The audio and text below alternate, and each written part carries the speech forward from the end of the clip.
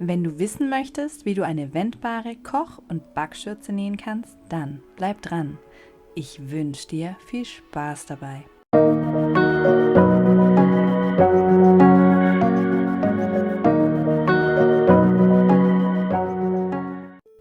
Beginnen wir mit dem Material und den Schnittteilen im Überblick. Ich nähe hier aus ganz normaler Baumwollwebware.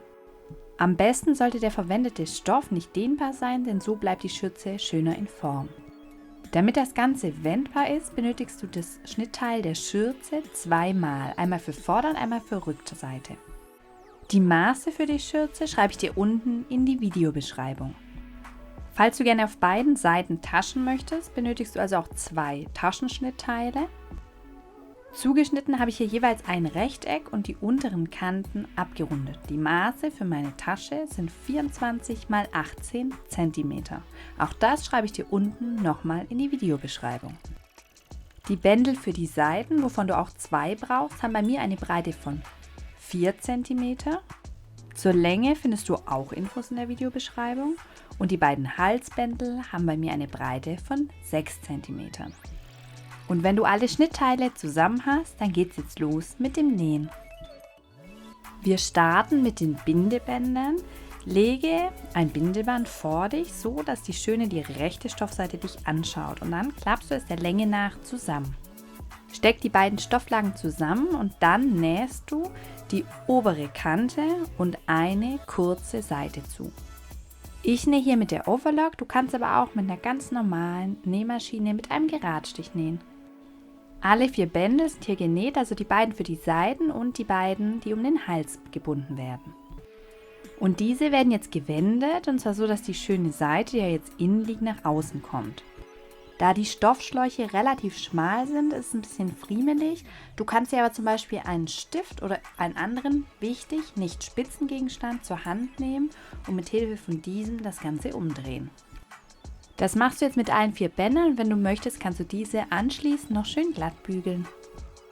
Anschließend widmen wir uns jetzt der Bauchtasche. Nimm dir die erste Bauchtasche zur Hand und klapper die obere Kante zweimal um und zwar jeweils ca. 1 cm. Gut feststecken und anschließend mit einem Geradstich feststeppen. So in etwa sollte es dann aussehen, sodass die obere Kante schön ist und von innen der obere Rand auch der schöne Stoff sichtbar. Dann musst du noch die runde Kante umklappen. Hier also auch den Stoff rundherum zweimal schmal umklappen. Hier kannst du auch ein bisschen weniger nehmen als an der oberen Kante, also wirklich schmal und wieder feststeppen. Mache das bei beiden Bauchtaschen und dann sind diese auch schon vorbereitet. Die Bauchtasche wird im nächsten Schritt auch direkt schon auf die Schürze aufgenäht. Hierzu nimmst du das erste Schürzenschnittteil zur Hand und die Bauchtasche, die hier rauf soll.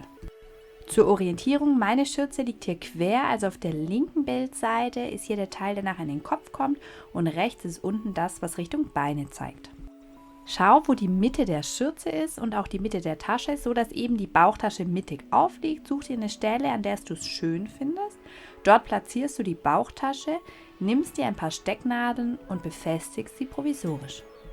Dann geht es auch schon wieder an die Nähmaschine. Die Tasche wird jetzt rundherum, bis natürlich auf die obere Kante, festgenäht.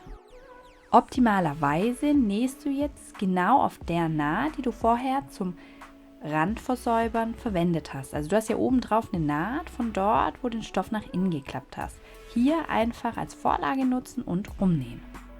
Dann nähe ich noch einmal schräg oben über die Ecken drüber, um zu verhindern, dass wenn ich in die Bauchtasche reinfasse, dass diese sich leicht löst. Wenn deine Bauchtasche dann jetzt angebracht ist, widmen wir uns den Bändeln. Ich nehme mir den ersten Seitenbändel zur Hand und platziere ihn etwa 1 cm unterhalb der Ecke. Die offene Kante des Bändels zeigt hierbei nach außen, weg von der Schürze und der geschlossene Bändelteil liegt auf der Schürze. Bei den Bindebändern für den Hals gehst du gleich vor, auch diese legst du etwa 1 cm entfernt von der Kante hin. Die offene Seite der Bindebänder nach oben, weg von der Schürze und den Rest des Bindebands nach unten zur Schürze reinwärts. Wenn du alle 4 Bindebänder befestigt hast, dann steckst du diese am besten in die Bauchtasche, so verhinderst du, dass du sie gleich versehentlich festnähst, an einer anderen Stelle, als sie sein sollen. Dann nimmst du dir dein zweites Schürzenschnittteil zur Hand. Ganz wichtig, zu diesem Zeitpunkt muss die Bauchtasche schon angebracht sein. Dieses Schnittteil legst du jetzt auf das andere Schürzenschnittteil, also das mit den Bändeln, und zwar rechts auf rechts. Das heißt, die schöne Stoffseite ist bei beiden Schürzenschnittteilen innen. Alles rundherum zusammenstecken, vor allem wichtig, die Bindebänder und die beiden Stofflagen müssen miteinander verbunden sein, sodass hier nichts verrutscht. Und dann nähst du einmal um die komplette Schürze herum, um die Lagen miteinander zu verbinden. Lasse an einer Seite eine kleine Öffnung, durch welche du die Schürze nachher wenden kannst. Hier wird also nicht genäht. Wenn du über die Bindebänder drüber nähst, würde ich dir empfehlen, einmal vorwärts drüber zu nähen, das Ganze nochmal rückwärts und dann vorwärts weiter. So hast du einfach mehr Halt und die Bänder reißen nicht aus. Bevor es jetzt ans Wenden geht, schnappe ich mir noch meine Stoffschere und schneide alle Ecken schräg ab, so dass sich der Stoff nachher beim Drehen besser ausformen lässt. Und an den Rundungen, also im Achselbereich, schneide ich die Nahtzugabe ein wenig ein, im rechten Winkel ungefähr zur Naht. Auch das hilft nachher, dass die Rundung schöner ausgeformt werden kann. Im nächsten Schritt geht es jetzt schon ans Wenden, das heißt, das ganze Stoffstück wird durch diese Öffnung, die du gelassen hast, umgedreht. Je nach Größe der Öffnung kann das Ganze ein bisschen friemelig sein. Wenn du es dann aber geschafft hast, würde ich dir empfehlen, einmal über die Schürze drüber zu bügeln, dass diese gerade liegt. Und dann muss nur noch die Wendeöffnung verschlossen werden. Das machst du am besten, indem du die gesamte Schürze einmal außenrum absteppst. Das bedeutet, dass du um die Schürze herumnähst, also die gesamte Schürze ein paar Millimeter vom Rand entfernt. Hierdurch verschließt sich die Wendeöffnung automatisch. Und dann ist das Werk auch schon vollbracht. Ich hoffe, das Video hat dir gefallen. Jetzt wünsche ich dir viel Spaß beim Nachnähen und bis zum nächsten Mal.